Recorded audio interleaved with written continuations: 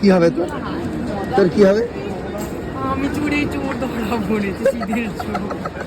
কি জানি ব্যাগে কি আছে, দামি দামি স্প্রে, বোঝে না তো। এই আমাকেও দেখতে দে, ওর ব্যাগে কি ধরা পড়েছে। ওইটা ভিডিও করো।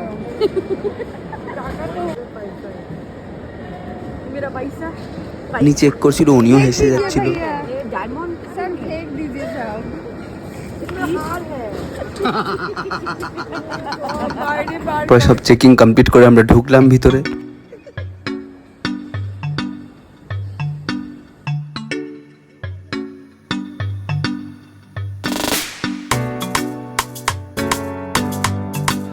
কিন্তু অত রাতেও আমরা কানে হেডফোন লাগিয়ে রিল বানিয়ে যাচ্ছিলাম সাইলেন্টলি। অন্য লোকেরা দেখলে আমাদের হয়তো পাগলই ভাববে, কিন্তু আমরা তাও করে যাচ্ছিলাম এগুলো।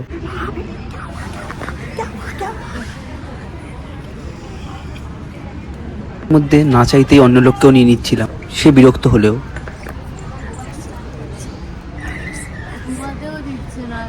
পরে কোনো একটা রিল দেখিয়ে এরা হাসাহাসি করছিল।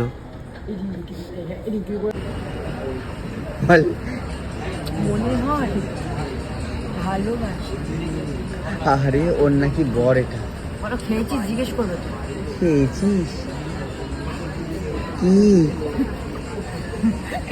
দাদা খেয়েছিস? আরে করো ওরে খেয়েছিস কি? ধোকা, মনে হয় ভালোবাসা। আমরা এসেছিলাম রাত্রিবেলা ফ্লাইটে উঠবো বলে, কিন্তু বাইরে দেখলাম ভোর হয়ে গেল, তখন আমরা উঠতে পারিনি ফ্লাইটে।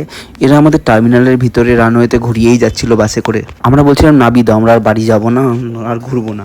আর বাসের ভিতরে পুরো বনগালোকালের মতো ভিড় ছিল, আর এখানেও পুরো লাইন দিয়ে ঢুকতে হচ্ছিল। পুরো আমাদের মনে হলো আমরা যেন সারা রাত ধরে ঠাকুর দেখতে বেরিয়েছি।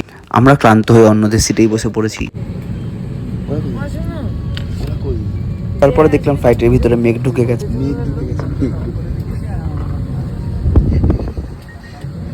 না ঘুমাতে ঘুমাতে আমরা যেন কেমন একটা হয়ে গেছিলাম জম্বিদের মতো। আমি ভিডিও করছি সবাই কিভাবে জুম করো চোখে। ঘুম পেয়েছে বলে কি সব বকে যাচ্ছে? পুরো ঘুমিয়ে পড়ছে সবাই, সেই 3 দিন ঘুমাইনি আমরা। তারপর আমরা পৌঁছে গেলাম কলকাতা।